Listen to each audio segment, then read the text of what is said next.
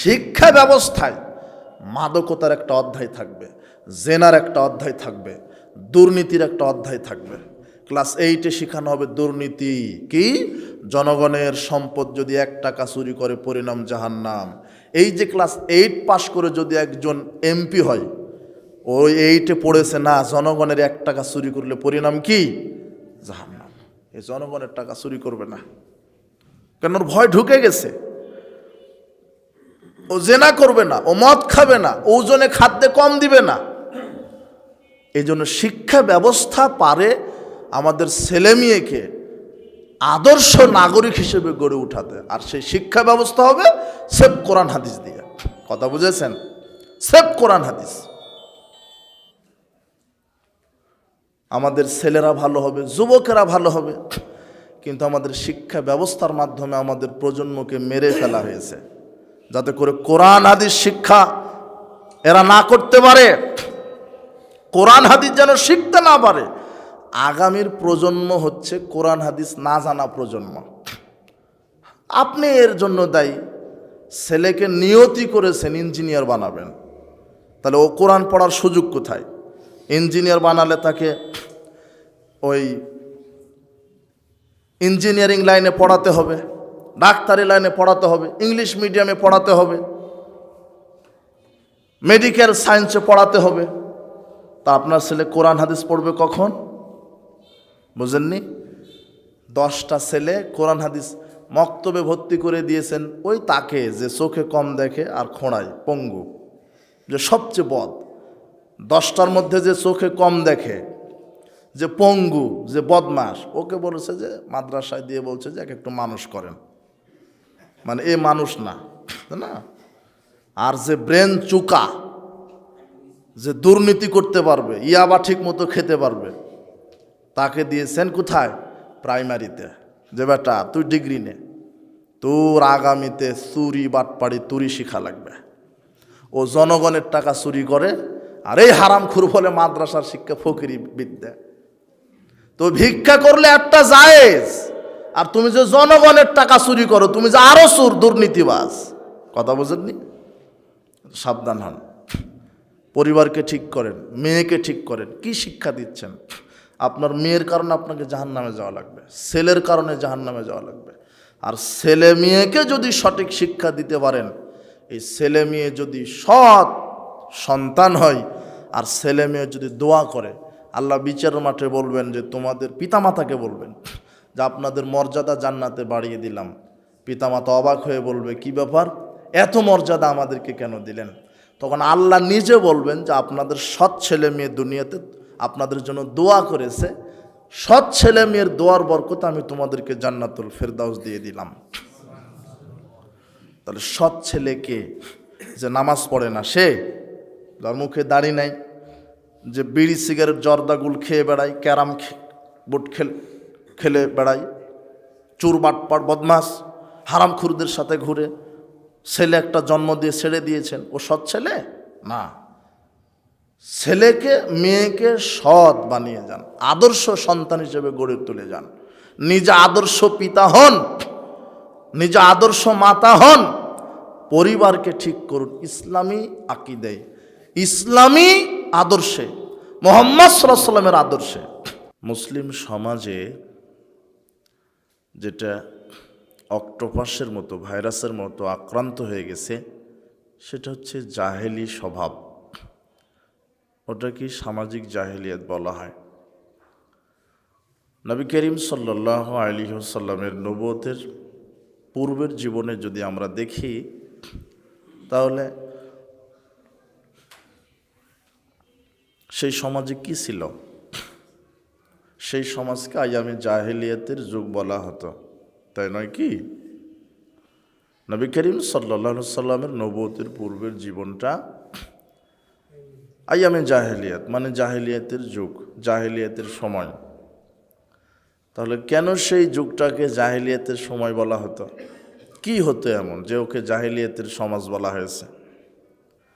আর আজকে বর্তমানে 2025 সালে আমরা যে সমাজে বাস করি, এই সমাজটাকে কি আমরা আইয়ামে জাহেলিয়াত বলতে পারবো কি না, সেই আইয়ামে জাহেলিয়াত আর আজকের সমাজকে আমরা ডিফার করলে কতটুকুন দেখা যায়। সেই নবী করিম সাল্লাল্লাহু আলাইহি ওয়াসাল্লামের নবুয়তের পূর্বের যে যুগটা, সেই যে আইয়ামে জাহেলিয়াত আমরা যদি ডিফার করি, পার্থক্য সূচিত করার চেষ্টা করি, তুলনা করতে যাই, তাহলে আমরা দেখতে পাবো যে বর্তমান যে সামাজিক ব্যবস্থাটা, এটা সেই আইয়ামে জাহেলিয়াতের যুগকে হার মানিয়ে দিয়েছে। আজকের যে সামাজিক যে জাহেলিয়াত, এই জাহেলিয়াত এতটা জাহেলিয়াত আইয়ামে জাহেলিয়াতে ছিল না। আমার কথা কি বুঝতে পারেন? ওটা আমরা একটু তদন্ত করার চেষ্টা করবো ইনশাল্লাহ। তো সেই সময় কি হয়েছিল, নবী করিম সাল্লাল্লাহু আলাইহি ওয়াসাল্লামের নবুয়তের পূর্বের জীবনে সেই সমাজে কি হয়েছিল? নবী করিম সাল্লাল্লাহু আলাইহি ওয়াসাল্লাম মৃত্যুর 81 দিন পূর্বে বিদায় হজের ভাষণে তিনি বললেন, আইয়ুহান নাস আলা কুল্লি শাইইন মিন আমরিল জাহিলিয়াতি তাহতা কদামাইয়া মাউদু। এটা মুহাম্মদ সাল্লাল্লাহু আলাইহি ওয়াসাল্লামের বিদায় হজের ভাষণ। মারা যাওয়ার 81 দিন পূর্বে এই ভাষণটা তিনি দিয়ে গেছেন। অনেক কথা বলেছেন, তার মধ্যে এটি একটি ছিল তার একটি ভাষণ। তিনি বলছেন, হে মানব মণ্ডলী, হে পৃথিবীবাসী, আমি আজকে এই বিদায় হজের মাধ্যমে, বিদায় হজের ভাষণের মাধ্যমে সামাজিক যত জাহেলিয়াত সব কিছুকে আমি আজকে পায়ের নিচে কবর দিয়ে গেলাম। সামাজিক জাহেলিয়াত যত, তিনি বললেন, আমাদের যে বাপদাদারা যেই সুদভিত্তিক অর্থনীতি চালু করেছিল, এটা একটা জাহেলিয়াত। আজ থেকে কোনো মুসলমান সুদ খাবে না। আমি সুদী অর্থনীতিকে কবর দিয়ে গেলাম। তাহলে সুদ খাওয়া, সুদী ব্যবস্থা, সুদী অর্থনীতি, এটা হলো জাহেলিয়াত। আজকে সমাজে সুদখোর নেয় আছে, প্রায় সুদখোর। ব্যবসায়িক সুদ খায়, চাকরিজীবী সুদ খায়, ব্যাংকগুলি সুদ খায়, রিক্সা চালক, অটো চালক, ভ্যান চালক, পানের দোকানদার, মুদির দোকানদার, সরকারি চাকরিজীবী, বেসরকারি চাকরিজীবী, ব্যবসায়িক, কৃষক, সবাই সুদের সাথে জড়িত আছে না? নবী করিম সাল্লাল্লাহু আলাইহি ওয়াসাল্লাম সুদ খাওয়াকে জাহেলিয়াত বলেছেন। আর আল্লাহ বলছেন, আহাল্লাল্লাহুল বায়আ ওয়া হাররামার রিবা, আমি সুদ হারাম করলাম, ব্যবসা হালাল করলাম। আর আল্লাহ যে জিনিসটা হারাম করে তার ব্যবসা হারাম, সুদের ব্যবসা হারাম, সুদ হারাম। নবী করিম সাল্লাল্লাহু আলাইহি ওয়াসাল্লাম বলছেন যে দিরহামুর রিবা ইয়াকুলহু রাজুলু ইলা মাসাদ্দু মিন সিত্তাতি সালাসিনা জিনিয়াতান, কোনো ব্যক্তি যদি 1 টাকা সুদ খায়, তাহলে 36 বার জিনা করার চাইতে সে বেশি পাপ করল। তো নবী করিম সাল্লাল্লাহু আলাইহি ওয়াসাল্লাম বিদায় হজের ভাষণে সুদের বিরুদ্ধে কথা বললেন কেন? মানে সুদ যেটা জাহেলিয়াত, এটা যে হারাম, যেটা খেলে তার শরীরটা নাফাক হয়, হারাম হয়, আর হারাম খেয়ে এবাদত করলে এবাদত কবুল হয় না। নবী করিম সাল্লাল্লাহু আলাইহি ওয়াসাল্লাম এখানে কথা বললেন, হারামের বিরুদ্ধে কথা বললেন, এবং তিনি বোঝাতে চাইলেন যে সুদ ভিত্তিক অর্থনীতি এটা জাহেলিয়াত। আল্লাহ সুবহানাহু ওয়া তাআলা বলছেন, আফা হুকমাল জাহিলিয়াতি ইয়াবগুন, মানুষেরা কি জাহেলি রীতিনীতি পছন্দ করে? জাহেলি রীতিনীতি চায়, মানে জাহেলি যুগের নীতি। জাহেলি যুগের নীতি কি? জাহেলি যুগে কি ছিল যার কারণে ওই যুগটাকে জাহেল বলা হয়েছে? জাহেলি যুগে ছিল সুদ। জাহেলি যুগের লোকেরা সুদ খেত, তাই সুদকে জাহেলিয়াত বলা হয়েছে। জাহেলি যুগের লোকেরা মদ পান করত, আজ সমাজে মদখোর নাই। কি চেঞ্জ হলো? এই যে 1500 বছর হয়ে গেল ইসলামের, মুহাম্মদ সাল্লাল্লাহু আলাইহি ওয়াসাল্লামের উম্মতগণের বয়স কত বছর? 1500 বছর। এত মিছিল, মিটিং, আলেম ওলামা, বক্তৃতা, সেমিনার, তাফসির, জালসা, জুমার খুতবা, তালিম, এগুলি যাচ্ছে কোথায়? মানুষের পরিবর্তন কিসে হবে? কি করলে পরিবর্তন হবে? জাহেলি যুগের মানুষেরা সুদ খেত, জাহেলি যুগের মানুষেরা জুয়া খেলত, জাহেলি যুগের মানুষেরা মদ পান করত। আজকে সমাজে জুয়াড়ু নাই, আছে, জুয়া খেলছে। জাহেলি যুগের মানুষেরা নারীকে টাকা দিয়ে তার নারীর দেহকে ক্রয় বিক্রয় করত। আজকে পতিতালয় নাই, আছে। কিন্তু আর একটা কথা, জাহেলিয়াতকে হার মেনেছে। জাহেলি যুগে কন্যা সন্তানদেরকে বাপ পুঁতে রাখতো, মান সম্মান চলে যাবে এই জন্য। আল্লাহ কোরআন মাজিদে বলছেন, ইযা বুশিরা আহাদুহুম বিল উনসা যাল্লাহু মুসওয়াদ্দাহু কাযীম। যখন কোনো পিতাকে বলা হতো যে আপনার কন্যা সন্তান জন্মগ্রহণ করেছে, তখন পিতা এই সংবাদ শোনার সাথে সাথে মনোকষ্টে ভুগতেন আর মুখটা কালো হয়ে যেত। সে নিতে পারতো না যে আমি কন্যা সন্তানের বাবা। যখন সে শুনতো যে পুত্র সন্তানের বাবা, তখন সে আনন্দ বোধ করত। আজকের সমাজে অনেক পিতা আছে, অধম পিতা, যে কন্যা সন্তান জন্ম হয়েছে সে খুশি না, লোকদেরকে বলতে পারে না লজ্জায়। বন্ধুরা যদি বলে, কি বন্ধু তোমার স্ত্রী প্রেগনেন্ট ছিল, তো কি সন্তান হয়েছে, একটা খবরও তো জানালে না। তখন বন্ধু বলে, খুব আশা ছিল ছেলে হবে, মেয়ে হয়েছে, তাই লজ্জা শরমে কাউকে জানানো জরুরি বোধ মনে হয় করিনি। এরকম আছে না? এই হলো জাহেল। অথচ কন্যা সন্তান, নবী করিম সাল্লাল্লাহু আলাইহি ওয়াসাল্লাম বলছেন, মান আলা জারিয়াতাইন, কেউ যদি দুটা কন্যা সন্তান প্রতিপালন করে, হাত্তা তাবলুগা, বালেগ হওয়া পর্যন্ত তাকে প্রতিপালন করে, শিষ্টাচার শিক্ষা দেয়, যা ইয়াউমাল কিয়ামাতে আনাহা কাযা জাম্মা আসাবিয়াহু। নবী করিম সাল্লাল্লাহু আলাইহি ওয়াসাল্লাম বলছেন, ওই দুই কন্যার বাপ আর আমি মুহাম্মদ সাল্লাল্লাহু আলাইহি ওয়াসাল্লাম একসাথে জান্নাতে থাকব। আরেকটা হাদিস আসছে, মান আলা সালাসা বানাতিন, কোনো পিতা যদি তিনটা কন্যা সন্তানকে আদব শিষ্টাচার শিক্ষা দেয়, বড় করে, ফাদ্দাবাহুন্না, সুন্দর শিষ্টাচার শিক্ষা দেয়, মেয়ের বাপ, ছেলের বাপ, তাদের আদর্শ হবে যে মেয়েদেরকে সুন্দর শিষ্টাচার শিক্ষা দিবেন, পর্দায় রাখবেন, পর্দা করার আদেশ করবেন, সালাত আদায়কারী বানাবেন,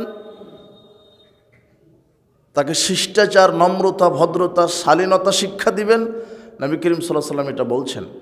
তিনি বলছেন যে কোনো বাপ যদি তার তিনটা কন্যা সন্তানকে প্রতিপালন করে, ফাদ্দাবাহুন্না, এরপরে সুন্দর শিষ্টাচার শিক্ষা দিবে। বাপ মেয়েদেরকে কি শিক্ষা দিবে? সুন্দর শিষ্টাচার। ওয়াজাওয়াজুহুন্না, এবং সৎ ছেলের সাথে বিবাহের ব্যবস্থা করবে, সৎ ছেলের সাথে বিবাহ দিতে হবে। সৎ ছেলেকে আল্লাহ নবী বলছেন, ইযা খাতাবা মান তারদাউনা খুলুকাহু ওয়া দীনাহু ফায়ুযাব্বিজুহু। যখন ছেলের পক্ষ থেকে বিবাহের প্রস্তাব আসে, মেয়ের বাপকে বলা হচ্ছে ছেলের দুইটা জিনিস দেখবে, এক দিনদারিতা আর চরিত্র। কয়টা জিনিস? দিনদারিতা আর কি? চরিত্র। ইল্লা তাফআল, যদি ছেলের এই দিনদারিতা আর চরিত্র না দেখে বিবাহ দেন, তখন ফাসাদুন ফিল আরদ, তাহলে সংসারে, পরিবারে, সমাজে বিশাল ফিতনা ফাসাদ শুরু হয়ে যাবে। কিন্তু এটা হচ্ছে আজকে অনেক মেয়ের বাপ ছেলের দিনদারিতা, সালাত, পরহেজগারিতা, আমানতদারিতা, দাড়ি, টুপি, প্যান্ট টাকনোর উপরে, এগুলি দেখে না। মেয়ের বাপ দেখে যে ছেলেটা কি চাকরি করে, বংশ কত, টাকা ইনকাম করে কত, এগুলি দেখে না সমাজে, এগুলি দেখে। অনেক মেয়েরা অভিযোগ করে যে আমার স্বামী আমাকে সময় দেয় না, খেদমত করে না, মদ গাঁজা ইয়াবা নিয়ে ব্যস্ত থাকে। তা আমি পরামর্শ দিই তাদেরকে যে হ্যাঁ, আপনার পিতা তো ওরকম ছেলের সাথে বিয়ে দিয়েছে, যদি পরহেজগার ছেলের সাথে বিবাহ দিত তাহলে স্ত্রীর মর্যাদা পেতে। তোমার বাপ তো পরহেজগার ছেলের সাথে বিবাহ দেয়নি, দিয়েছে টাকার সাথে, দিয়েছে বংশের সাথে। তো আজকে তাই হচ্ছে। আপনার মেয়েকে কার হাতে উঠিয়ে দিচ্ছেন? বেনামাজির সাথে মেয়ে বিয়ে দিয়ে দিলেন। এটা মদখোর, ইয়াবাখোর, শুধু 2 টাকা বেতন দেখে বিবাহ দিয়ে দিলেন। আল্লাহর নবী বলছেন, মেয়েকে বিবাহ দাও যার দিনদারিতা, চরিত্র সুন্দর। যদি না দাও তাহলে সংসারে, দুনিয়াতে, সমাজে, দেশে অশান্তির সৃষ্টি হবে, ফিতনা ফাসাদের সৃষ্টি হবে। এই জন্য দিনদার, পরহেজগার ছেলে, এবং অনুরূপ আপনি আপনার ছেলেকে যে মেয়ের সাথে বিবাহ দেবেন সেই মেয়েরও 2টা গুণ থাকতে হবে, দিনদারিতা আর কি, তার যেন আদব আখলাক সুন্দর হয়। এটা নবী করিম সাল্লাল্লাহু আলাইহি ওয়াসাল্লাম বলছেন। রাসূল সাল্লাল্লাহু আলাইহি ওয়াসাল্লাম এই জন্য বলছেন, কোনো বাপ যদি তার 3টা কন্যা সন্তানকে বড় করে, ফাদ্দাবাহুন্না, শিষ্টাচার শিক্ষা দেয়, ওয়াজাওয়াজুহুন্না, সৎ ছেলের সাথে বিবাহ দিয়ে দেয়, ওয়াহসানু ইলাইহিন্না, তাদের সাথে সুন্দর আচরণ দেখায়, ফালাহুল জান্নাহ, নবী করিম সাল্লাল্লাহু আলাইহি ওয়াসাল্লাম বলছেন এই 3 কন্যার পিতার উপরে আল্লাহ জান্নাতকে ওয়াজিব করে দিবেন। আজকে সে মেয়ে সন্তান জন্মগ্রহণ করলে বাপের মুখ কালো হয়, অথচ মেয়ে সন্তানের মর্যাদা বাপের উপরে আল্লাহ দিলেন, ওই বাপের মর্যাদাও বাড়িয়ে দিলেন। এই জাহেলি যুগে এটা করতো মানুষ। জাহেলি যুগে নারীকে পুঁতে ফেলত, এতটুকুন পাওয়া যায়। কিন্তু এক শ্রেণীর,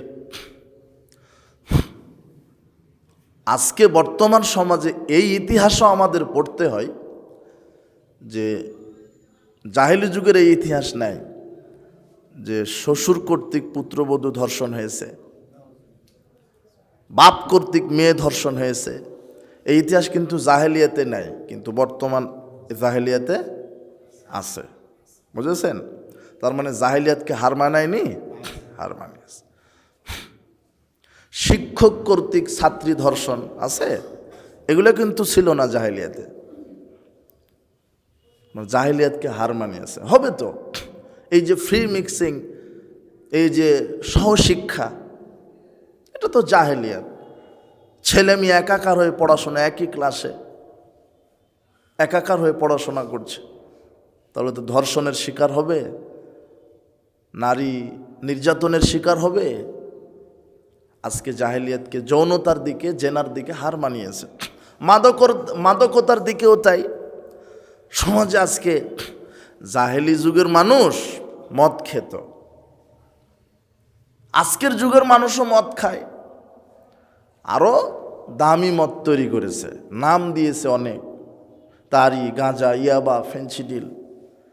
এলাকাটা মাদকে, যুবক যুবতী, নারী পুরুষ মাদকে আসক্ত। নবী করিম সাল্লাল্লাহু আলাইহি ওয়াসাল্লাম বলছেন, জাহেলিয়াতকে আমি বিদায় হজের ভাষণে কবর দিয়ে গেলাম। এই মাদক, এই জুয়া, আজকে জুয়াতে আসক্ত আমাদের ছেলেরা, আমাদের যুবকেরা, গান বাজনায় আসক্ত। আজকে মানুষ পাপকে পাপ মনে করছে না, পাপকে পাপই মনে করে না যে গান বাজনা শ্রবণ করাটা পাপ। মোবাইলে, টিভিতে, টেলিভিশনে এখন সব জায়গাতে গান বাজনা বাজে, সব জায়গায়, সব জায়গায় গান বাজে। বিবাহের অনুষ্ঠানে আপনি যে ছেলে মেয়েকে যে শিক্ষা প্রতিষ্ঠানে ভর্তি করে দিয়েছেন সেখানে গান শেখানো হয়, প্রাইমারিতে, হাই স্কুলে, কলেজে। এখন আবার তৈরি হয়েছে না নতুন করে যে নার্সারি, প্লে, কিন্ডারগার্টেন, এগুলোতে গান শেখানোর জন্য টিচার নিয়োগ দেওয়া আছে, যে গান শিখাবে, নাচ শিখাবে। আর আপনি মুসলমান হয়ে সে প্রতিষ্ঠানে আপনার ছেলেকে ভর্তি করে দিলেন, মেয়েকে ভর্তি করে দিলেন। আমি বলি যে kindergarten, play, nursery, primary, high school এগুলোতে ভর্তি করাবে হিন্দুর ছেলেরা, আর মুসলমানের ছেলেরা ভর্তি করাবে তাদের ছেলে মেয়েকে মক্তবে, মাদ্রাসায়। কথা কি বুঝেন আমার? যদি আপনার ছেলে হিন্দুর ছেলে হয় তাহলে কিন্ডারগার্টেনে ভর্তি করাবেন, ওই সিলেবাসটা হিন্দুদের জন্য প্রযোজ্য। কিন্তু আপনার ছেলে যদি মুসলিম হয় তা আপনার ছেলে কোরআন হাদিস পড়বে না নাস্তিক্যবাদী শিক্ষা ব্যবস্থা পড়বে? বুঝেন আমার কথা? বুঝেন? আমার ছেলে মুসলিম, ও তো আল্লাহর শিক্ষা পড়বে, নবীর শিক্ষা পড়বে, নবীর আদর্শ নিজের জীবনে বাস্তবায়ন করবে।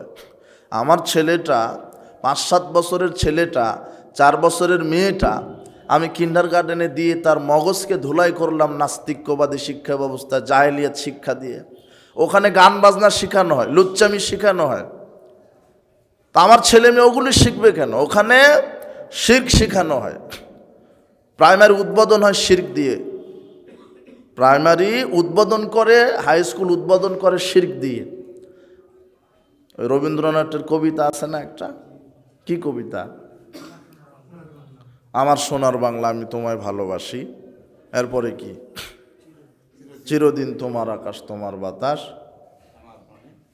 আমার প্রাণে বাজাই বাসি, আমার সোনার বাংলা আমি তোমায় ভালোবাসি, তাই না? তোমার ওমা তোমার আকাশ তোমার বাতাস চিরদিন। এই যে যে জাগর, এই যে কবিতাটা রবি ঠাকুর বোঝাতে চেয়েছে, ওমা তোমার আকাশ মানে ওই যে কালিমার আকাশ, দুর্গার আকাশ, দুর্গা মা কালিমা আছে না, ওই কালিমার আকাশ। তো আমার ছেলে মুসলমান, হিন্দুর কবিতা পড়বে কেন? বুঝেননি কথা? আমার মেয়েটা মুসলমান, ও গান শিখবে কেন? ও তো কোরআন হাদিস শিখতে পারত, ও রসুলের আদর্শ শিখতে পারত। তাহলে গান বাজনা যে জাহেলিয়াত আপনি শিখাচ্ছেন, আপনার ছেলে মেয়েকে কি শিখাচ্ছেন একটু বলেন তো আমাকে। বাপ হিসেবে, মা হিসেবে আপনার দায়িত্ব কতটুকু? কি শিখালেন আপনি? কোরআন সুন্নাহ শিখালেন, নবীর আদর্শ শিখালেন, সালাত শিখাতে পেরেছেন, অজু শিখাতে পেরেছেন, রসুলের আদর্শ শিখাতে পেরেছেন? আপনার টার্গেটটা কি? পেটে বাচ্চা আসেনি, তাতেই পিতামাতার টার্গেট ছেলে যদি হয় তাহলে জানোয়ার বানাবো, মানে ইঞ্জিনিয়ার বানাবে, নিয়ত ইঞ্জিনিয়ার। ছেলে যদি হয় এমবিবিএস ডাকাত বানাবো। এমবিবিএস কি? ডাক্তার না, ডাকাত। নিয়ত মেরে দিলেন। ছেলে যদি হয় নায়ক বানাবো, গায়ক বানাবো। আপনি নিয়ত করছেন, কত স্বপ্ন, আমেরিকাতে পড়াবেন, ব্রিটেনে পড়াবেন, বড় ডিগ্রি নেবেন। আমি নিষেধ করছি না ছেলেকে ইঞ্জিনিয়ার বানান, ডাক্তার বানান, অবশ্যই বানাবেন। কিন্তু আগে তো নিয়ত করা উচিত ছিল যে আল্লাহ ছেলে সন্তান যদি হয় একে আলেম বানাবো। কারণ আলেম হওয়ার পরে ইঞ্জিনিয়ার হওয়া যায় না, আলেম হওয়ার পরে এমবিবিএস ডাক্তার হওয়া যায় না।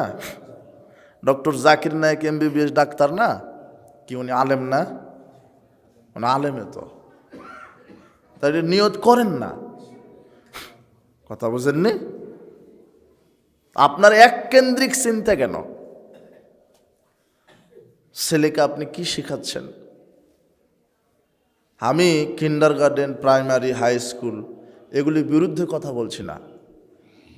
কিন্ডারগার্টেন, প্রাইমারি, হাই স্কুল আপনার ছেলে মেয়ে পড়বে, কিন্তু অন্যায়ের প্রতিবাদ করতে হবে। আমার ছেলে কেন গান শিখবে? 5 আগস্ট দেশ স্বাধীন হলো, এই উপলক্ষে প্রাইমারি, হাই স্কুল, বিশ্ববিদ্যালয়গুলিতে ছেলে মেয়েদেরকে নিয়ে নৃত্যকলা প্রতিযোগিতা হয়েছে। কি প্রতিযোগিতা হয়েছে? নৃত্যকলা, গান বাজনা প্রতিযোগিতা হয়েছে, কবিতা আবৃত্তি হয়েছে, ড্যান্স শেখানো হয়েছে, নাচ শেখানো হয়েছে। আচ্ছা, এই দেশ কি হিন্দুর দেশ, নাস্তিকদের দেশ? 5 আগস্ট দেশ স্বাধীন হয়েছে, এই উপলক্ষে কলেজ, বিশ্ববিদ্যালয়, হাই স্কুলে কোরআন প্রতিযোগিতা দেওয়া উচিত ছিল না? হ্যাঁ, ওই যে টিচারগুলি হলো হিন্দু, সব যে বাচ্চারা ওগুলো পড়ে সব হিন্দুর বাচ্চা, যে টিচারগুলি, যে বাচ্চাগুলি, যে বাচ্চার অভিভাবক, তারা কি হিন্দু না মুসলমান? বলেন তো কেন 5 আগস্ট এই স্বাধীনতা দিবস উপলক্ষে নৃত্যকলা, কবিতা, দর্শন প্রতিযোগিতা দিল, ওখানে কোরআন হাদিস দিল না? মানে ও জন্মসূত্রে মুসলিম, কিন্তু মগজ হলো ইহুদি, খ্রিস্টান আর হিন্দুদের। ও জন্মসূত্রে মুসলিম। এদেশের বড় বড় অফিস, আদালত, কল কারখানা, শিক্ষা ব্যবস্থায় যারা বসে আছে, নাম আব্দুর রহমান, কিন্তু টাটকা কর্মে আব্দুল্লাহ ইবনে উবাই, মুনাফিক একটা। কথা বুঝেছেন?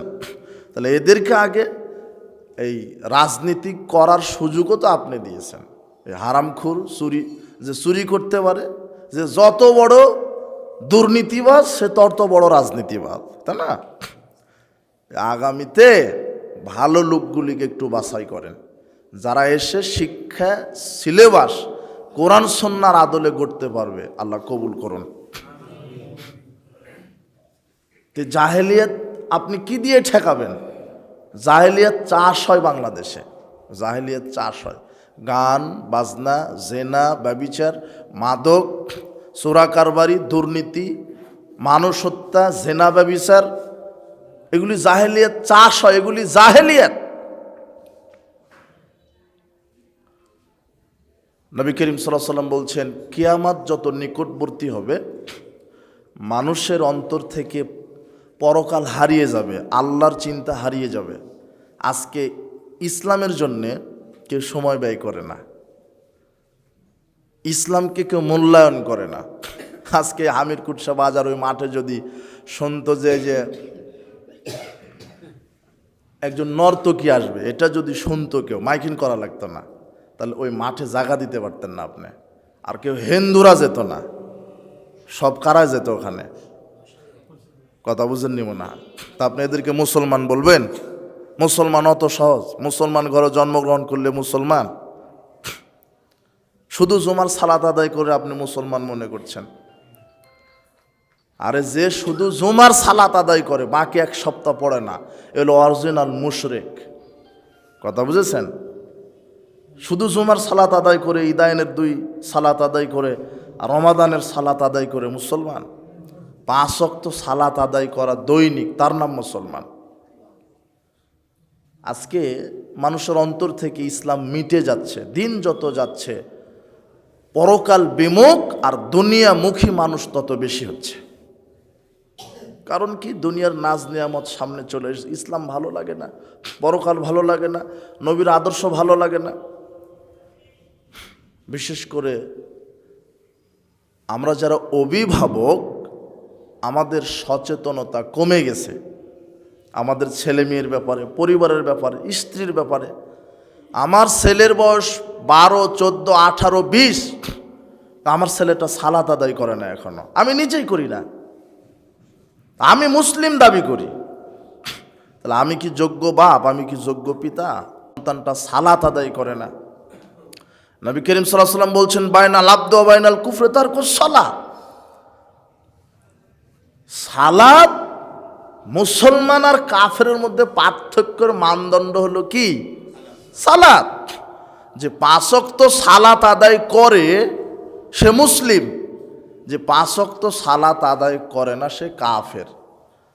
আমরা বলি যে বেনামাজি, আপনি কোথায় পাইছেন বেনামাজি? বেনামাজি না, যে সালাত আদায় করে না সে কাফের।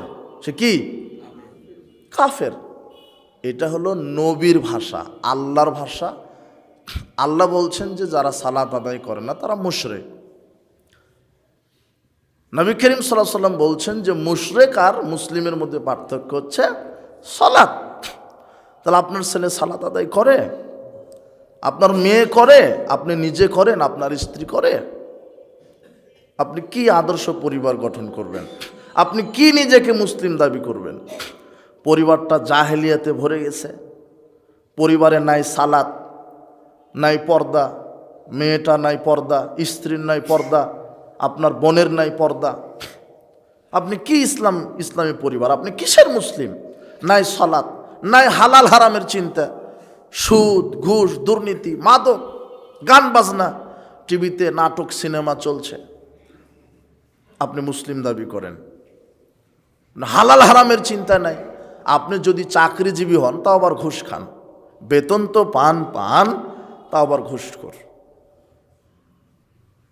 সব ক্ষেত্রে যে যত বড় চাকরিজীবী সে তত বড় ঘুষখোর। অফিস আদালতগুলিতে ঘুষের মহাজন বসে আছে এক একটা। আপনি পাসপোর্ট অফিসে যান, ভিসা অফিসে যান, সেক্রেটারিয়েটে যান, ভূমি অফিসে যান, ইনকাম ট্যাক্স অফিসে যান, এক একটা জায়গাতে এক একটা টাটকা তাজা ঘুষখোরগুলি বসে আছে। সরকারি অফিসে চাকরি করে, ঘুষ খায়, সালাতও আদায় করে। তাহলে সমাজে ঘুষখোরের সংখ্যা বেড়ে গেছে, চাঁদাবাজের সংখ্যা বেড়ে গেছে, দুর্নীতিবাজের সংখ্যা বেড়ে গেছে, বেনামাজির সংখ্যা বেড়ে গেছে, মদখোরের সংখ্যা বেড়ে গেছে, গান বাজনা শ্রবণ করার সংখ্যা বেড়ে গেছে, লুচ্চামি করার সংখ্যা বেড়ে গেছে। এমন কোনো নারী পুরুষ নাই প্রায় ইল্লা মাশাআল্লাহ দুই একজন ব্যতীত এমন কোনো যুবক যুবতী নাই যে জেনার সাথে কানেক্টেড না। বিশ্ববিদ্যালয়, হাই স্কুল, কলেজ এক জায়গায়। মেয়েকে রাজশাহী বিশ্ববিদ্যালয়, চট্টগ্রাম বিশ্ববিদ্যালয়ে ভর্তি করে দিয়েছেন। কার সাথে থাকে, কিভাবে থাকে খবর নিয়েছেন? ফেরেশতাদের সাথে থাকে নাকি? আপনার মেয়েটা চট্টগ্রাম বিশ্ববিদ্যালয়ে পড়ে, ওখানে কি করে আপনার মেয়েটা? আপনার মেয়েকে বোরখা পরতেই লজ্জা লাগে। কি লাগে? বোরখা পরতেই লজ্জা লাগে, আর ল্যাংটা হয়ে ঘুরতে ভালো লাগে। তা আপনার মেয়েটা টু পিস পরে, চুলগুলি ফেটকিয়ে, বুকগুলি স্ফীত করে, পিছনটা স্ফীত করে কলেজ ক্যাম্পাস দিয়ে হাঁটে, ক্লাসে যায়, ছেলে মেয়ে একই টেবিলে বসে ক্লাস করে। আপনার বাড়ি রাজশাহী, মেয়েটা চট্টগ্রাম বিশ্ববিদ্যালয়ে পড়ে। আপনি একদিনও ভাবলেন না যে মেয়েটা থাকে কিভাবে, রাতে দিনে কিভাবে চলে, কখন কোচিং করে, কখন ক্লাস করে, কিভাবে খায়, কার সাথে থাকে? আপনার একটা হায়া ইতস্তবোধ থাকা দরকার। আপনি কোথায় মেয়েকে পাঠিয়েছেন? কোথায় পাঠিয়েছেন মেয়েকে? এর সমাধান কি? এর সমাধান কি? এই যে সহশিক্ষা বন্ধ করার সমাধান কি? সুদ বন্ধ করার সমাধান কি? লুচ্চামি বন্ধ করার সমাধান কি? গান বাজনা বন্ধ করার সমাধান কি? মাদক বন্ধ করার সমাধান কি? জেনা ব্যভিচার বন্ধ করার সমাধান কি? বেনামাজি ঠেকানোর সমাধান কি? আপনি বলছেন যে ইসলামকে ক্ষমতায় নিয়ে যেতে হবে। তো কোন ইসলাম ক্ষমতায় নিয়ে যাবেন? কোন ইসলাম? বাংলাদেশে ইসলামের তো ঠিকাদারের অভাব নেই। ইসলামী দলগুলি 1400 দলে বিভক্ত, তো কোন ইসলাম ক্ষমতায় যাবে?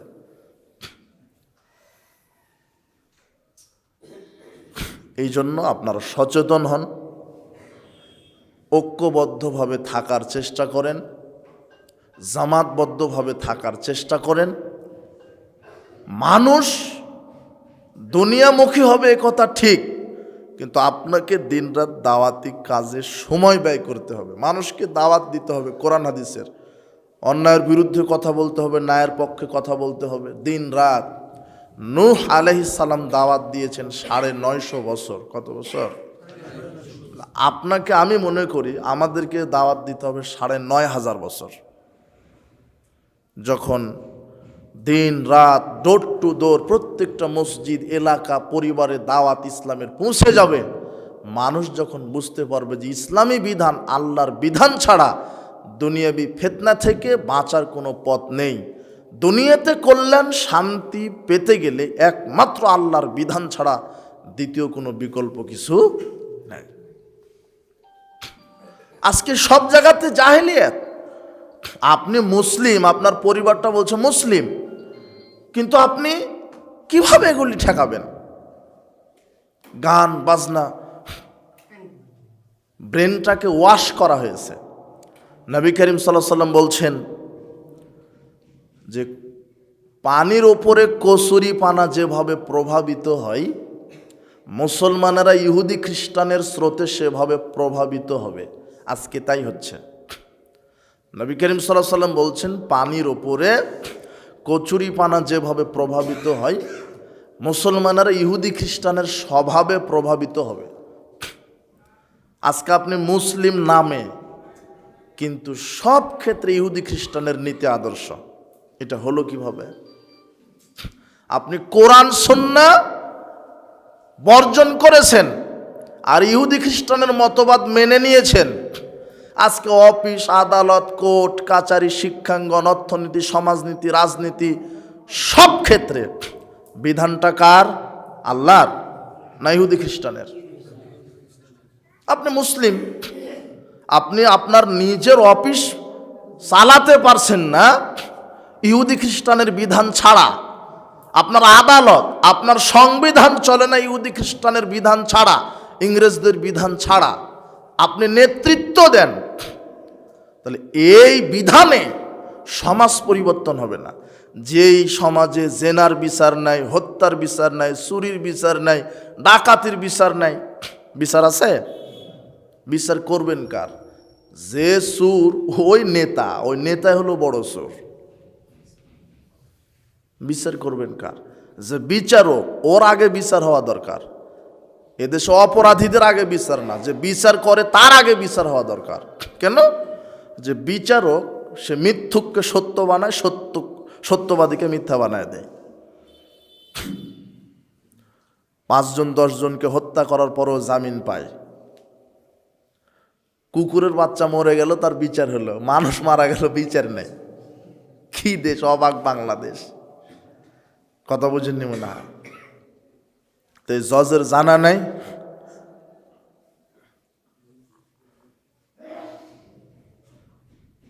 এদেশে গোয়েন্দা পালেন, পুলিশ পালেন, আর্মি, র্যাব পালেন, প্রতিপালন করেন। কাদের টাকাতে বেতন পায় ওরা?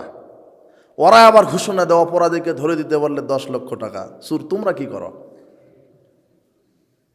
জনসাধারণ ধরে দিবে, তাহলে জনসাধারণকে তুমি চাকরি দাও, বেতন দাও। তোমাকে রাখা হয়েছে কি জন্য?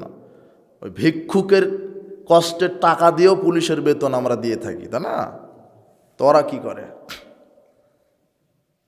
ওরা সীমানা পাহারা দেয়, সীমানা দিয়ে গাঁজা প্রবেশ করে। তো কি পাহারা দাও তুমি?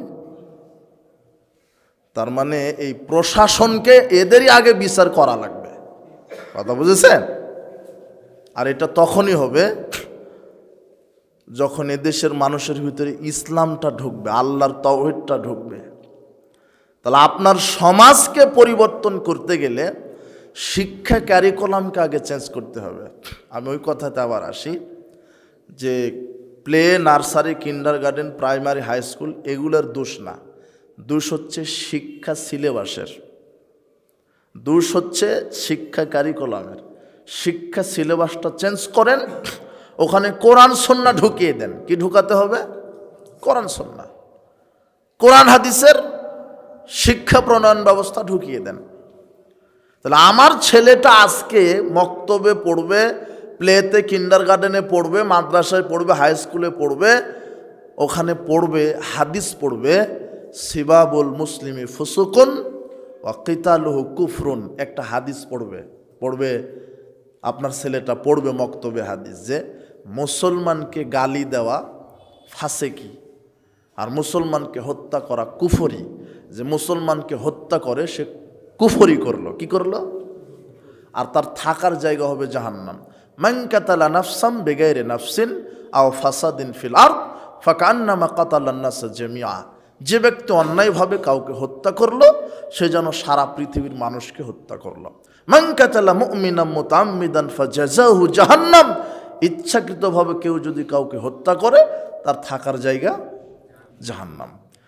এই একটা হাদিস আর 2টা আয়াত যদি আপনার ছেলে, আপনার মেয়ে মক্তবে পড়ে, তাহলে এ বড় হয়ে বিশ্বাস করেন জীবনে মানুষকে হত্যা করবে না, সন্ত্রাসবাদে বিশ্বাসী হবে না। অন্তরে ভয় ঢুকে গেছে কার? আর এই কথা আল্লাহ বলছেন, তাদেরকে ছোটবেলা থেকেই কাদা শিখিয়ে দাও। এই যে কাদামাটি আছে না, নরম কাদামাটি, যা তৈরি করবেন তাই হবে, হবে না? ও গ্লাস বানাতে পারবেন, মগ বানাতে পারবেন, জগ বানাতে পারবেন, কলস বানাতে পারবেন, ইট বানাতে পারবেন, পারবেন না? ওটা কাদা যে। আর যখন মাটিটা শক্ত হয়ে যাবে বানাতে লাগলে ভেঙে যাবে, তাই না? তা আপনার ওই ছোটো ছেলে মেয়ে কাদা মাটির মতো, পিতামাতা যা নিয়ত করবে তাই হবে ইনশাআল্লাহ। যদি বলেন যে কে বিজ্ঞানী বানাবো, বিজ্ঞানী হবে। যদি বলেন যে কে ফকিহ বানাবো, ফকিহ হবে। মুহাদ্দিস বানাবো, মুহাদ্দিসই হবে। মুফাসসির বানাবো, মুফাসসির হবে। আমি একে বড় আলেম বানাবো, আলেমই হবে। কথা বুঝেননি? ওটা আপনার চেষ্টার উপরে। কেন? কাদামাটি। এখন আপনার ছেলে 20-22 বছর বয়স, 25-26 বছর বয়স, ওর হাতে এখন কায়দা দেন, ও বেকায়দা হয়ে যাবে। এখন মাটি শক্ত হয়ে গেছে, হবে না। এই জন্য ওই শিক্ষা কারিকুলাম ছোট অবস্থাতে ছেলে মেয়েকে আল্লাহর ভয় ঢুকিয়ে দেওয়া দরকার। শিক্ষা কারিকুলামে যদি কোরআন সুন্নাহ ঢুকে, তাহলে আমার ছেলে মেয়ে ছোট অবস্থাতেই একটা হাদিস শিখবে যে মুসলমানকে গালি দেওয়া ফাসেকি। তাহলে ও বড় হয়ে আর একজনকে গালি দিবে না। মুসলমানকে হত্যা করা কুফরি, ও মানুষকে হত্যা করবে না।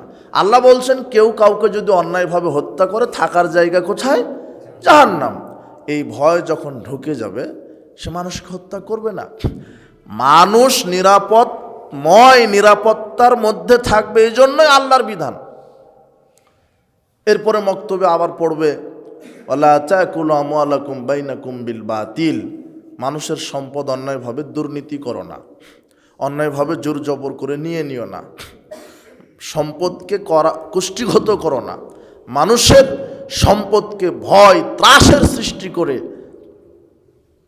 ছুরি, রিভলভার, স্টেন গান, কামান এগুলি ঠেকিয়ে ডাকাতি করে নিও না। এটা একটা ছেলে মক্তবে ছোট অবস্থাতে শিখবে। যদি অন্যায়ভাবে কেউ কারো সম্পদ আত্মসাৎ দুর্নীতি করে, 1 টাকা, কয় টাকা? 1 টাকা, 1 টাকা যদি কারো সম্পদ আত্মসাৎ করে তাহলে তার থাকার জায়গা জাহান্নাম। এ কথা মুহাম্মদ সাল্লাল্লাহু আলাইহি ওয়াসাল্লাম বলছেন। এখন আপনার এলাকার যে নেতা, সে মেম্বার হোক, চেয়ারম্যান হোক, এমপি হোক, মন্ত্রী হোক, যেই হোক, বিশ্বাস করেন এর ভিতরে যদি প্রথমেই মক্তবে মাদ্রাসায় পড়ে কোরআন হাদিস জানলেওয়ালা তাকওয়াবান হওয়ার পরে যদি এ এমপি, মন্ত্রী, মেম্বার, চেয়ারম্যান হতো, আর জনগণের 1 টাকাও চুরি করতো না। সব ব্যক্তি যে ও আগেই পড়ে আসছে কোরআন হাদিস। আজকের যে ছেলেরা মাদকে আসক্ত, আল্লাহ বলছেন ইন্নামাল খামর, আমি মদ হারাম করলাম, এটা শয়তানের কাজ। মাদক যে সেবন করবে তার থাকার জায়গা জাহান্নাম। 3 শ্রেণীর মানুষের উপরে জান্নাত হারাম, তার এক হচ্ছে যারা মদ খায়। এটা মক্তবে অথবা প্রাইমারিতে অথবা হাই স্কুলে এটা শিখানো হবে। এটা পুস্তকে থাকবে, এই হাদিসটা, এই হাদিস থাকবে। মদ খাওয়ার পরিণাম একটা অধ্যায় থাকবে।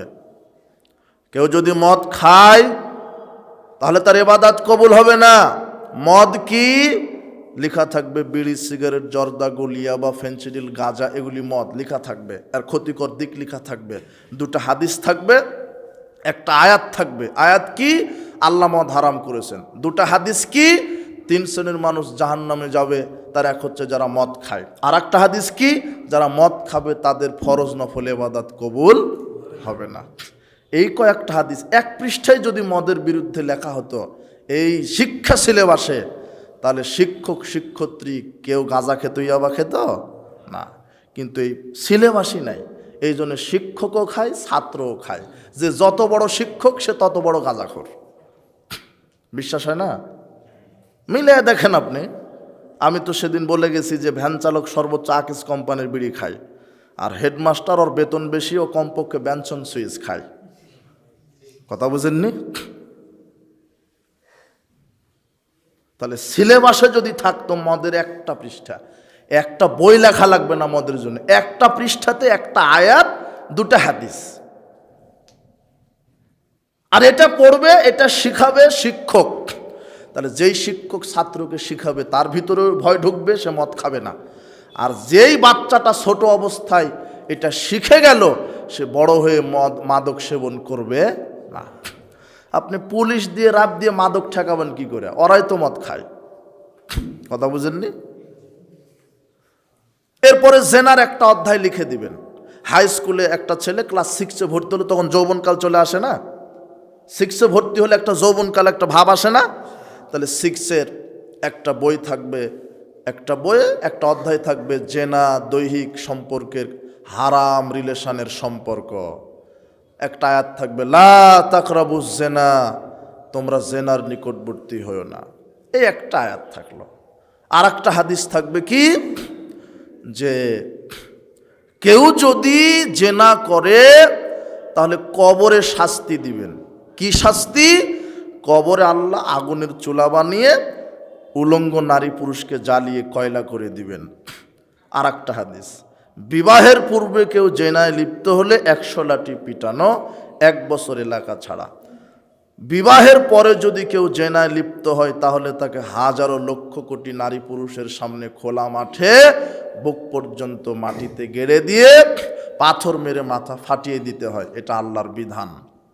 আর আরেকটা সর্বশেষ হাদিস, যে জেনাকার নারী পুরুষ জাহান্নামে এমন অবস্থায় থাকবে যে তাদের লজ্জাস্থানের দুর্গন্ধে তারাই টিকতে পারবে না। এই যে 1 পৃষ্ঠাতে একটা জেনার অধ্যায় দিয়ে দেওয়া হলো। ক্লাস 6-এ ভর্তি হওয়ার পরেই জেনা সম্পর্কে ছেলে মেয়ে জেনে গেল, বলেন তো আর জেনা ব্যভিচারে লিপ্ত হবে না? হবে না। ভয় ঢুকে গেছে, ভয় ঢুকে গেছে। কিন্তু এই অধ্যায় বাদ দিয়ে এখন ক্লাস 6, 7, 8, 9 ছেলে মেয়েকে শেখানো হচ্ছে যে মেয়ের স্তন বড় হয় কত বছর বয়সে। জানেন? কিছু জানেন? আপনার ছেলে মেয়ে কি পড়ে? ক্লাস 6 শারীরিক শিক্ষা বই আছে, লেখা আছে যে ওখানে মেয়ের পাছা বড় হয় কত বছর বয়সে, মেয়ের মাসিক হয় কত বছর বয়স থেকে, মেয়ের স্তন বড় হয় কত বছর বয়স থেকে। কথা বুঝেননি মনে হয়। মানে আপনার ছেলে মেয়েকে যৌনতা বেশ্যা শিক্ষা দেওয়া হচ্ছে শিক্ষা প্রতিষ্ঠানে। কথা বুঝেছেন কি? তাহলে আপনার ওই ক্লাস 6 ছেলে মেয়েরা যদি শুনে যে মাস্টার সাহেব পড়াচ্ছে যে স্তন বড় হয় কত বছর বয়সে, ও 7 গিয়েই ধর্ষণ শিখবে। কথা বুঝেননি? কথা বুঝেছেন? আপনার ছেলে মেয়ে এই শিখে কিভাবে মাসিক হয়, কিভাবে হায়েজ হয়, কেন ছেলে মেয়ের শারীরিক আকৃতি পরিবর্তন হয়, এগুলো কি শিখানো লাগবে না এমনিতেই মানুষ জানে? কথা বুঝেননি? এগুলো শিখানো লাগবে। যে টিচার শেখাচ্ছে সে কি তার আমলে তার মায়ের দুধ কিভাবে বড় হয়েছে এটা শিখেছিল? বুঝেননি মনে হয় কথা। তার মানে এই শিক্ষা সিলেবাসের মধ্যে যৌনতা ঢুকিয়ে দিয়ে ছেলে মেয়েকে পতিতালয়ের ড্রেনে নিক্ষেপ করতে যাচ্ছে। এটা হলো বাংলাদেশের শিক্ষা ব্যবস্থা, নাস্তিক্য শিক্ষা ব্যবস্থা। হারামখোর। যে শিক্ষক, আপনার লজ্জা হওয়া উচিত। আপনি কি পড়েছিলেন যে আপনার মায়ের স্তন কিভাবে বড় হয় এটা শিখিয়ে দিয়েছিল? আপনি প্রতিবাদ করেন না কেন? বেতন বৃদ্ধি পাওয়ার জন্য 1 সপ্তাহ অনশন করে থাকতে পারেন কাপুরুষ, আপনি মাঠে নেমে বলতে পারেন না এই জাহেলিয়াত, এই গান বাজনা, এই মাদকতা, এই চুরি কারবারি, এই জেনা ব্যভিচারী শিক্ষা ব্যবস্থা যতদিন থাকবে আমরা শিক্ষকতা করব না? এবার বলতে পারে না? বলবে কি করে? ও তো গোলাম, কি না গোলাম? ওকে যদি বলে যে এখানে পায়খানা কর, ওখানে পায়খানা করবে। ওকে যদি বলে যে তুই ব্যাং হ, ও ব্যাংই হবে। ও যে তুই গরু হ, ও গরুই হবে। কথা বুঝেননি? একটা লাভ দে বাবা, তুই একটা লাভ দে, বেতন একটা বাড়ায় দেবো, তাই লাভ দিবে। হারামখোর। প্রতিবাদী হন, প্রতিবাদী হতে শিখেন। জাহেলিয়াতের বিরুদ্ধে একটু কথা বলতে শিখেন। মাত্র কয়েকটা নাস্তিক মুসলমানদের পাশাতে বাড়ি দিয়ে শেষ করে দিচ্ছে। কয়েকটা, আপনার দোষেই তো। কি নাস্তিকের সংখ্যা বেশি না মুসলমানের সংখ্যা বেশি? কেউ প্রতিবাদ করে না, অন্যায়ের বিরুদ্ধে কথা বলে না। বরং আর একজন অন্যায়ের বিরুদ্ধে কথা বললে বলে বাবা তুই একাই কি করবি, বাবা চুপ থাক, ধৈর্য ধর। আর একজনকে থামিয়ে দেয়। প্রতিবাদী হন, যে যেখানে আছেন সেখান থেকে প্রতিবাদী হন। অন্যায় যে করছে আর যে সহযোগী এরা সমান অপরাধী না? আপনি কি বলছেন? তাহলে শিক্ষা ব্যবস্থায় মাদকতার একটা অধ্যায় থাকবে, জেনার একটা অধ্যায় থাকবে, দুর্নীতির একটা অধ্যায় থাকবে। ক্লাস 8 শেখানো হবে দুর্নীতি কি, জনগণের সম্পদ যদি 1 টাকা চুরি করে পরিণাম জাহান্নাম। এই যে ক্লাস 8 পাশ করে যদি একজন এমপি হয়, ওই 8 পড়েছে না জনগণের 1 টাকা চুরি করলে পরিণাম কি? জাহান্নাম। এই জনগণের টাকা চুরি করবে না, কেন? ওর ভয় ঢুকে গেছে। ও জেনা করবে না, ও মদ খাবে না, ওজনে খাদ্যে কম দিবে না। এই জন্য শিক্ষা ব্যবস্থা পারে আমাদের ছেলে মেয়েকে আদর্শ নাগরিক হিসেবে গড়ে উঠাতে। আর সেই শিক্ষা ব্যবস্থা হবে সেফ কোরআন হাদিস দিয়ে। কথা বুঝেছেন? সেফ কোরআন হাদিস। আমাদের ছেলেরা ভালো হবে, যুবকেরা ভালো হবে। কিন্তু আমাদের শিক্ষা ব্যবস্থার মাধ্যমে আমাদের প্রজন্মকে মেরে ফেলা হয়েছে, যাতে করে কোরআন হাদিস শিক্ষা এরা না করতে পারে, কোরআন হাদিস যেন শিখতে না পারে। আগামীর প্রজন্ম হচ্ছে কোরআন হাদিস না জানা প্রজন্ম। আপনি এর জন্য দায়ী। ছেলেকে নিয়তি করেছেন ইঞ্জিনিয়ার বানাবেন, তাহলে ও কোরআন পড়ার সুযোগ কোথায়? ইঞ্জিনিয়ার বানালে তাকে ওই ইঞ্জিনিয়ারিং লাইনে পড়াতে হবে, ডাক্তারি লাইনে পড়াতে হবে, ইংলিশ মিডিয়ামে পড়াতে হবে, মেডিকেল সায়েন্সে পড়াতে হবে। তা আপনার ছেলে কোরআন হাদিস পড়বে কখন? বুঝেননি? 10টা ছেলে কোরআন হাদিস মক্তবে ভর্তি করে দিয়েছেন ওই তাকে যে চোখে কম দেখে আর খোঁড়ায়, পঙ্গু, যে সবচেয়ে বদ। 10টার মধ্যে যে চোখে কম দেখে, যে পঙ্গু, যে বদমাস, ওকে বলেছে যে মাদ্রাসায় দিয়ে বলছে যে একটু মানুষ করেন, মানে এ মানুষ না, না। আর যে ব্রেন চুকা, যে দুর্নীতি করতে পারবে, ইয়াবা ঠিক মতো খেতে পারবে, তাকে দিয়েছেন কোথায়? প্রাইমারিতে, যে বেটা তুই ডিগ্রি নে, তোর আগামীতে চুরি বাটপাড়ি তুরি শিখা লাগবে। ও জনগণের টাকা চুরি করে, আর এই হারামখোর বলে মাদ্রাসার শিক্ষা ফকিরি বিদ্যা। তো ভিক্ষা করলে একটা জায়েজ, আর তুমি যে জনগণের টাকা চুরি করো, তুমি যে আরো চোর, দুর্নীতিবাজ। কথা বোঝেননি? সাবধান হন। পরিবারকে ঠিক করেন, মেয়েকে ঠিক করেন। কি শিক্ষা দিচ্ছেন? আপনার মেয়ের কারণে আপনাকে জাহান্নামে যাওয়া লাগবে, ছেলের কারণে জাহান্নামে যাওয়া লাগবে। আর ছেলে মেয়েকে যদি সঠিক শিক্ষা দিতে পারেন, এই ছেলে মেয়ে যদি সৎ সন্তান হয়, আর ছেলে মেয়ে যদি দোয়া করে, আল্লাহ বিচারের মাঠে বলবেন যে তোমাদের পিতামাতাকে বলবেন যে আপনাদের মর্যাদা জান্নাতে বাড়িয়ে দিলাম। পিতামাতা অবাক হয়ে বলবে কি ব্যাপার, এত মর্যাদা আমাদেরকে কেন দিলেন? তখন আল্লাহ নিজে বলবেন যে আপনাদের সৎ ছেলে মেয়ে দুনিয়াতে আপনাদের জন্য দোয়া করেছে, সৎ ছেলে মেয়ের দোয়ার বরকতে আমি তোমাদেরকে জান্নাতুল ফেরদাউস দিয়ে দিলাম। তাহলে সৎ ছেলেকে, যে নামাজ পড়ে না, সে যার মুখে দাড়ি নাই, যে বিড়ি সিগারেট জর্দাগুল খেয়ে বেড়ায়, ক্যারাম বোর্ড খেলে বেড়ায়, চোর বাটপার বদমাস হারামখুরদের সাথে ঘুরে, ছেলে একটা জন্ম দিয়ে ছেড়ে দিয়েছেন, ও সৎ ছেলে না। ছেলেকে মেয়েকে সৎ বানিয়ে যান, আদর্শ সন্তান হিসেবে গড়ে তুলে যান। নিজে আদর্শ পিতা হন, নিজে আদর্শ মাতা হন, পরিবারকে ঠিক করুন ইসলামী আকীদায়, ইসলামী আদর্শে, মুহাম্মদ সাল্লাল্লাহু আলাইহি ওয়াসাল্লামের আদর্শে। তাহলে আপনি কল্যাণ পাবেন, পরকাল কল্যাণ পাবে। আজকে টোটাল সামাজিক ব্যবস্থাটাই জাহেলিয়াত, প্রায় হারামখোর, প্রায় সমাজে হারামখোর। হালালখোর পাওয়া খুবই কঠিন, হালালখোর পাওয়া খুবই কঠিন। 10টা ব্যাটারি এক জায়গায় করে একটা টর্চ লাইট বানিয়ে সমাজে লাইট দিয়ে দেখবেন যে হালালখোরকে দেখবেন পাওয়াই কঠিন, পাওয়াই কঠিন। কেউ সুদের সাথে, কেউ ঘুষের সাথে, কেউ দুর্নীতির সাথে, কেউ মাদকতার সাথে, কেউ জেনার সাথে, কেউ বাটপাড়ির সাথে। যত ব্যবসায়িক আছে দেখেন, প্রায় ব্যবসায়িক খাদ্যে ভেজাল দেয়, ওজনে কম দেয়। দেখেন আপনি, যত ব্যবসায়িক আছে প্রায় ব্যবসায়িক ওজনে কম দেয়, খাদ্যে ভেজাল দেয়, প্রায় ব্যবসায়িক। ওল হারামখোর। প্রায় চাকরিজীবী আছে বেতন তুলে ব্যাংকে টাকা রাখে, আর ব্যাংকের যে লভ্যাংশ ওটা খায়, যেটা সুদ দেয় সেটা খায়। কথা বুঝেননি মনে হয়? ওল হারামখোর। প্রায় ব্যবসায়িক ব্যাংকের সাথে লেনদেন। আবার যুক্তি দেয় যে সরকারিভাবে সুদ কায়েম আছে, তাহলে জায়েজ। তাহলে সরকারিভাবে সুদ কায়েম থাকলে জায়েজ? আশ্চর্য কথা।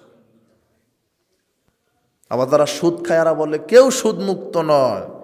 আপনি যে ওষুধ কিনে খান, ওই কোম্পানি তো সুদীয় ব্যাংক থেকে লোন নিয়ে ওষুধ ক্রয় করছে, কারণ আপনি ওষুধ কিনেন, আপনিও তো সহযোগিতা করলেন। দেখেন কি যুক্তি রে ভাই, মানে ইবলিশ ফেল। মানে ও যে খায় এই জন্য বলছে যে সবাই সুদ খায়, মানে ও খাবে এই জন্য। একটা আছে প্রত্যক্ষ, আর একটা হচ্ছে পরোক্ষ। আমি ওষুধ কিনবো, ওটা আমার হালাল টাকা দিয়ে কিনবো, ও ওষুধ হালাল হলে খাবো, ও যেভাবে বানাক ওর পাপের দেয় ও। কথা বুঝেননি মনে হয়? এটা হলো পরোক্ষ। আর প্রত্যক্ষভাবে আপনি নগদ সুদ খেলেন, ব্যাংক থেকে লোন নিলেন, নিয়ে ব্যবসা শুরু করলেন, ওই ব্যবসা হারাম। দেখেন তো কয়জনের ব্যবসা টিকে? দেখেন তো সমাজে কয়জন হালালখোর আছে? প্রায় বিড়িখোর, সিগারেটখোর, জর্দাখোর। সর্বশেষ কথা যে হুযায়ফা রাদিয়াল্লাহু আনহু রাসূল সাল্লাল্লাহু আলাইহি সাল্লামকে, রাসূল সাল্লাল্লাহু আলাইহি সাল্লাম হুযায়ফা রাদিয়াল্লাহু আনহুর কাছে একটা মুনাফিকদের লিস্ট দিলেন, একটা খাতা দিলেন। সেখানে মুনাফিক যারা সমাজে, তাদের লিস্ট হুযায়ফা রাদিয়াল্লাহু আনহুর হাতে দিলেন। এটা ওমর ইবনুল খাত্তাব রাদিয়াল্লাহু আনহু হুযায়ফা রাদিয়াল্লাহু আনহুকে কাছে ডেকে নিয়ে বলছেন যে হুযায়ফা, শুনলাম আল্লাহর নবী নাকি তোমার কাছে মোনাফিকদের লিস্ট দিয়েছে, তো আমাকে একটু দেখাবে যে সেই লিস্টে আমার নাম আছে কিনা।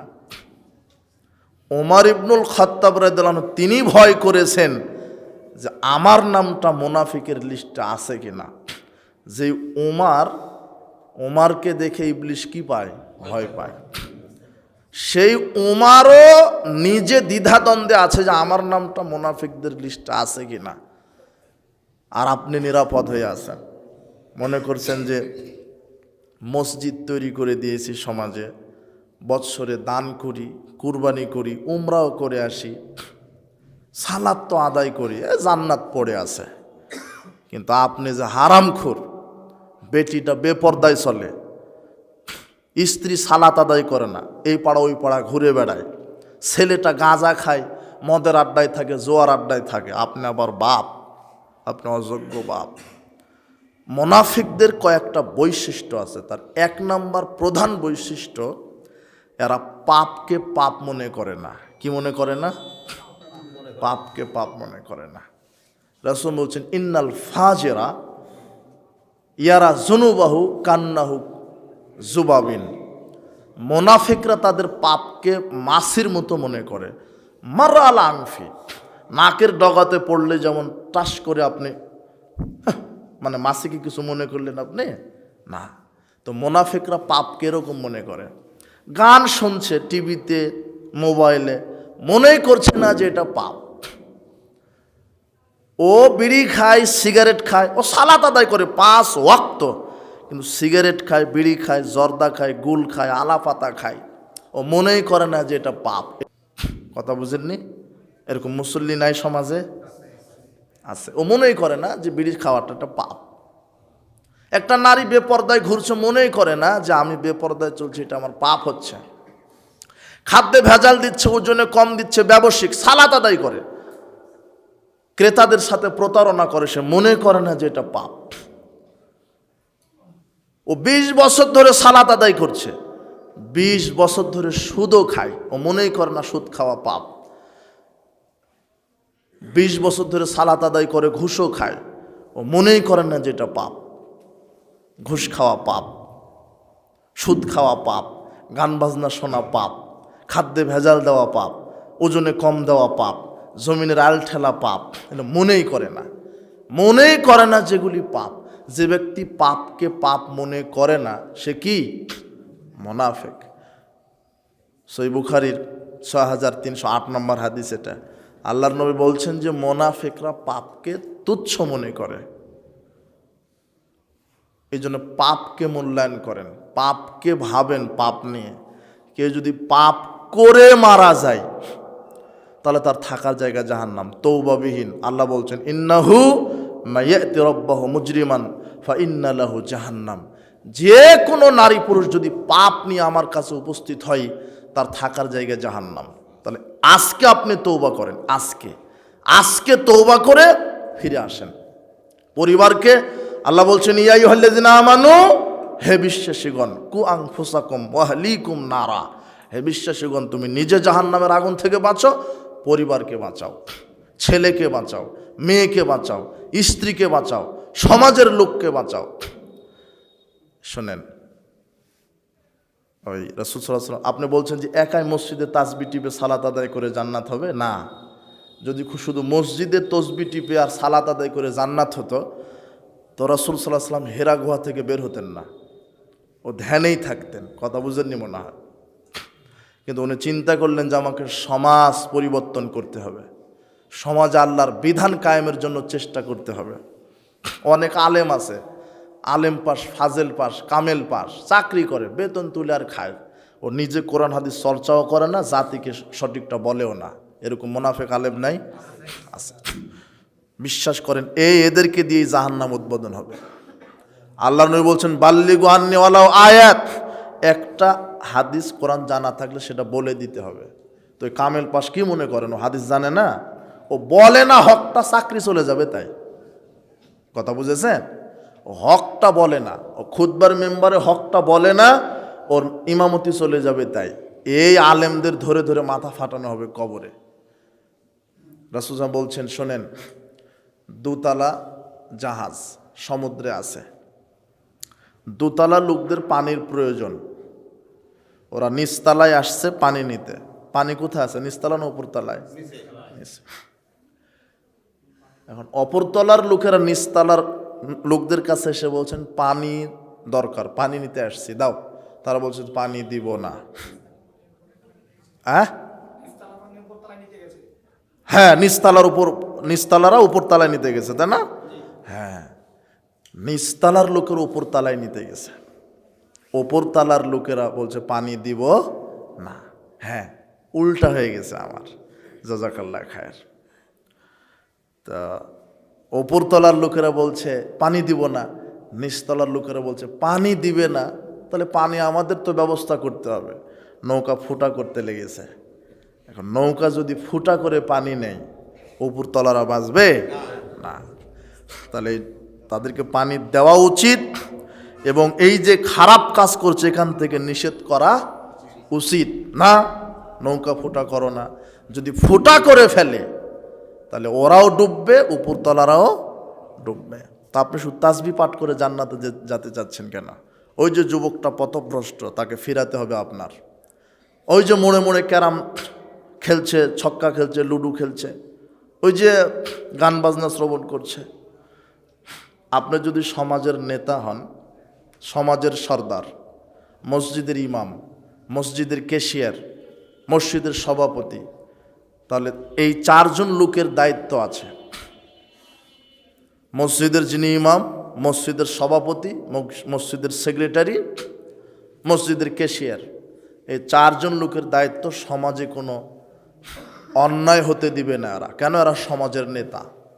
বিবাহের বৈঠকে গান বাজনা বাজলে মসজিদের সভাপতি গিয়ে বলবে যে না, গান বাজনা জাহেলিয়াত, এটা বাজানো যাবে না। ইমাম সাহেব বলবে যে বিবাহের ওই বৈঠকে গান বাজনা বাজলে সেই বিবাহ পড়াবো না। ক্যাশিয়ার সাহেব বলবে বিবাহের বৈঠকে গান বাজনা বাজলে এই বৈঠকে এই বিবাহে দাওয়াত খাবো না। আর সভাপতি সাহেব বলবে যে গান বাজনা এগুলি জাহেলিয়াত, এগুলি বন্ধ করো। তারপরও যদি বন্ধ না করে তাহলে চারজনে চার কোণা ধরে মাটির নিচে পুঁতে দিবে এই গান বাজনার বাদ্যযন্ত্র। এর নাম সভাপতি, না হলে ওকে সভাপতি রাখা যাবে না। কথা বুঝেননি মনে হয়? কথা বুঝেন? এই চারজন গিয়ে ওই গানের বক্সকে লাথি মেরে, আপনার নদী কি এখানে, কোন নদী? হ্যাঁ, ভারই নদীতে ফেলে দিবে গানের বক্স। যদি মদ খায় তাহলে প্রশাসনের কাছে খবর দিবে, তারা যেন মদখোরদেরকে ধরে নিয়ে যায়। কথা বুঝেছেন? অকি ধরবে মানে কি বলেন আপনি?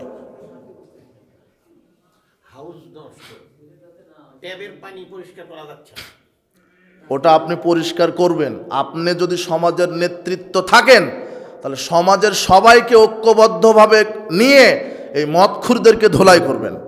কথা বুঝেছেন? এমনি ঠিক হয়ে যাবে। ওই যে বলছেন না যে ফিতনার যুগ বাবা, অন্যায়ের বিরুদ্ধে কথা বলে তুমি একাই কি করবা? একজন বলছে যে সবাই বেশ্যাগিরি করে, তুমি একাই নামাজ পড়ে কি করবা? কথা বুঝনি? তো এইভাবে যদি সারাদিন সারা জীবন পার করে দেন, কিসের আপনি সমাজের সর্দার, কিসের ক্যাশিয়ার, কিসের ইমাম? চারজন গিয়ে গানের বক্সে লাথি মেরে পুঁতে ফেলেন, আল্লাহর পক্ষ থেকে মদত আসবে ইনশাআল্লাহ।